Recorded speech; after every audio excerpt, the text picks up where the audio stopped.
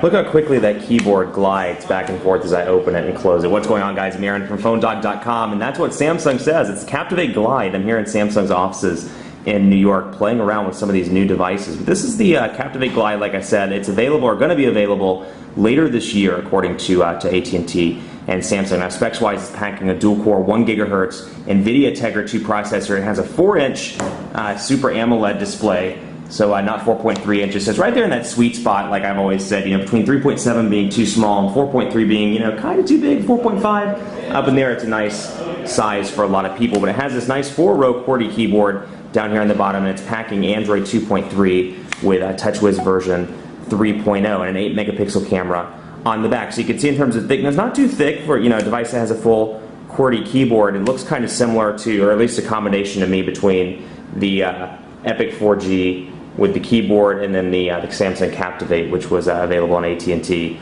last year. It seems like an eternity in the cell phone world. But let's do a quick run through here, take a look. Android 2.3 on this device, like I said. Out of the box, you get All Share, you get AT&T Code Scanner, AT&T Family Map, you get featured applications or featured apps, Kindle, Asphalt 6, so for all of your game playing needs there. You have Media Hub, which comes from Samsung, My AT&T, Live TV, Social Hub, Quick Light, YP Mobile, and more. Let's take a look really quickly. I want to see if those AT&T applications can be uninstalled if that's something that interests you. You can install third-party applications now through the device. AT&T's removed that restriction.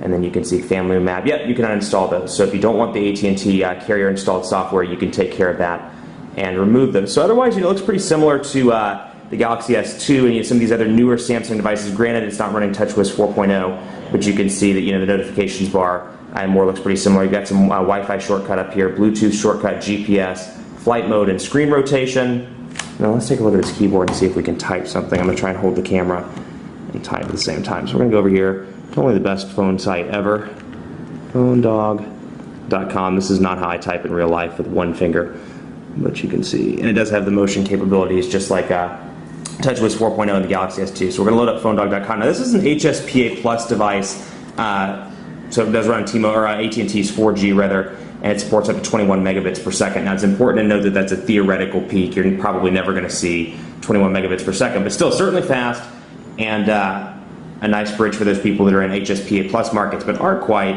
in AT&T's LTE markets that they've rolled out already. So here's PhoneDog.com loading up, and let's take a look. You can see power button over here on the side. You've got your 3.5mm headphone jack, your micro USB charging port up top, and then you have your volume rocker over here on the left side. Let's turn that back on and show it off. So there's the site loading up right now.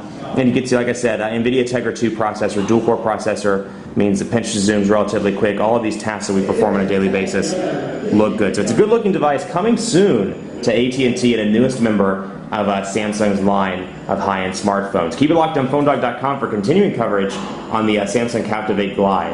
I'm Aaron from PhoneDog.com. We'll see you next time.